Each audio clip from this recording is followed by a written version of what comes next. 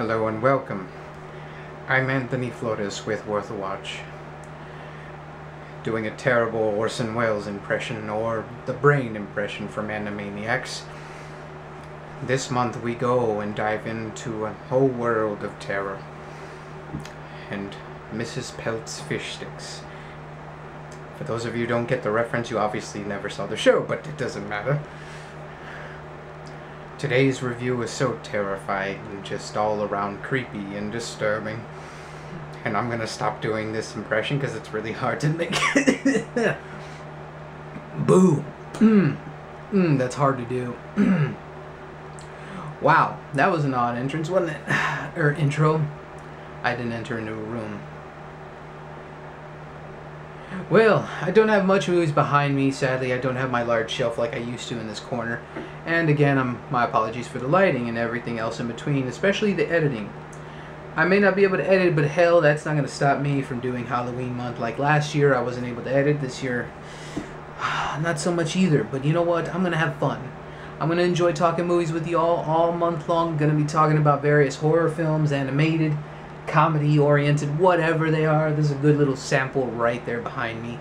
So, today's movie is, as you've obviously clicked on this video, the first episode of Halloween month 2014 is going to be my review of the very, very creepy horror film, Dead Silence, starring Ryan Kwanten, Donnie Walhberg, and I forget the lady who plays the main evil, wicked witch-type character in the film, but my apologies to her, but she was just fucking awesome and creepy in every good way in a movie like this. So, this is directed by James Wan and written by Leigh Whannell. These are the two gentlemen that have brought us all the greatness of horror in the last 10 years, from the first Saw film, the Insidious films, and last year's The Conjuring. I just have no words other than these gentlemen have the creepiness down. They have the great writing to back up the direction, and vice versa. And this film is no different. This is arguably their most overlooked film.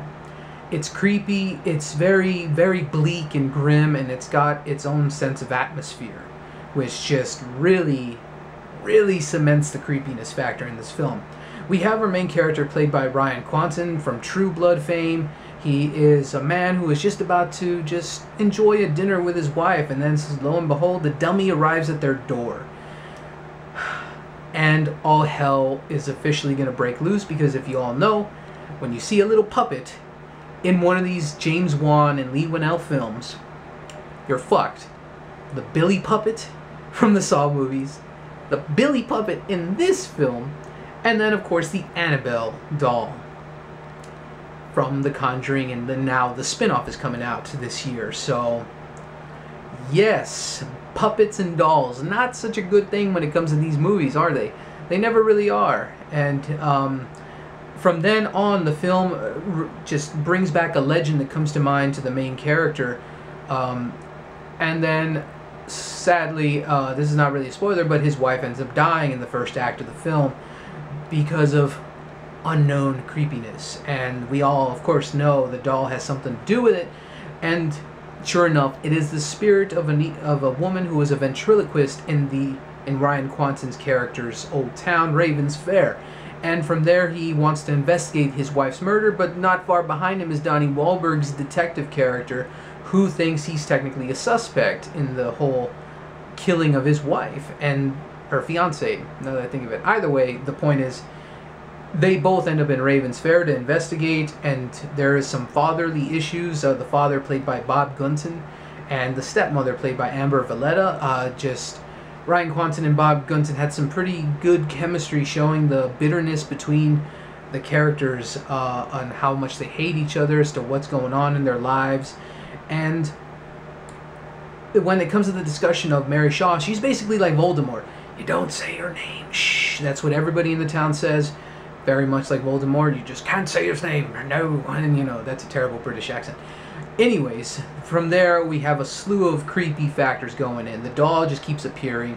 supposedly murdering people, but it's not quite the doll. It is definitely the spirit of Mary Shaw. There's a nice little rhyme to it, and I will not go over that because it creeps me out. You can definitely Google it, check out the trailer, whatever. I'm not dealing with anything in terms of images with this film either, because the woman, I'm sure she's a very sweet lady because I saw an interview with her in full makeup. Still creepy.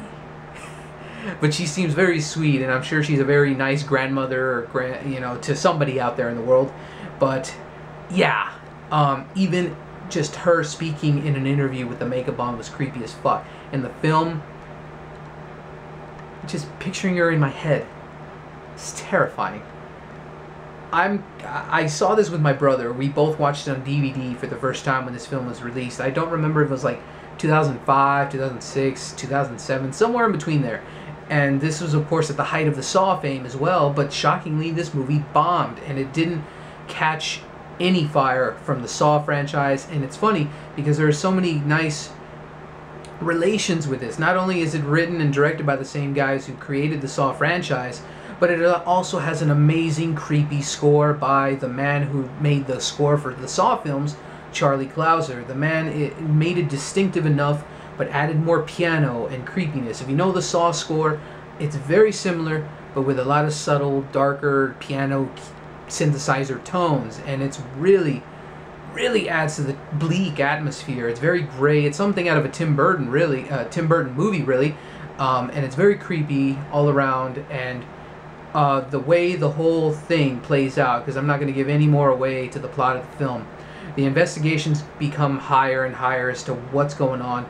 And part of the rhyme, as I mentioned earlier, is she had no children, but only dolls. She was a ventriloquist who was basically insane, but the way she was murdered in the film, again, I won't say how, but she, as a spirit, comes back to kill everyone with the main character's family. That's basically what she's out to do, kill off everybody. Again, for reasons I will not say. It could be obvious to you right there by that hint, but I won't say anything else. It's very creepy in how she just rips out their tongues. That's how she kills people in this film, is ripping out their tongues. And it's arguably some of the most demented, disturbing stuff I've seen when it comes to voiceover work. Very much like The Exorcist with the deep, dark voices and stuff like that. It's very creepy and very unsettling, and I watched it recently with some friends, and it just... as stupid and creepy as that was. Oh, God, it's hard to talk about, you know, and that's part of the fun. When it comes to Halloween time, it's part of the fun to get scared. And this ranks up there in my top 5 most terrifying movies ever made. And it's so overlooked. It's unfortunate, especially now that James Wan is getting a lot of attention for The Conjuring, Insidious. Of course, the Saw films skyrocketed both of their careers, him and Lee Winnell. But this movie was so overlooked. And I definitely see Dummies, not the most scariest thing to a lot of people, but the Mary Shaw character and her addition to what goes on in this whole film elevates that. It's beyond just creepy dummies just sitting there just turning their heads slowly and then just staring at you. You know, just, it's more than that. It's a lot creepier, and I don't know how else to describe it, but to check it out. It's on Netflix right now if you want to see it. I highly recommend it. Get a group of friends, get some popcorn, get some soda pop, and enjoy the fun, good times you could have with this. It's a lot of creepiness for me to really rewatch it again. I'm done. I'm out. You know, I'm done. It's very similar to, like I said, The Exorcist, and it's kind of up there for me. And up there with The Conjuring as well. I don't know if it's more terrifying than The Conjuring, but it's up there. And it, like I said, it's definitely in my top 5. But overall, hope you enjoyed this review. My apologies again that I can't even add some... I wouldn't even want to because it's so fucking creepy, the imagery in this movie. But I hope you enjoyed this review, as I said.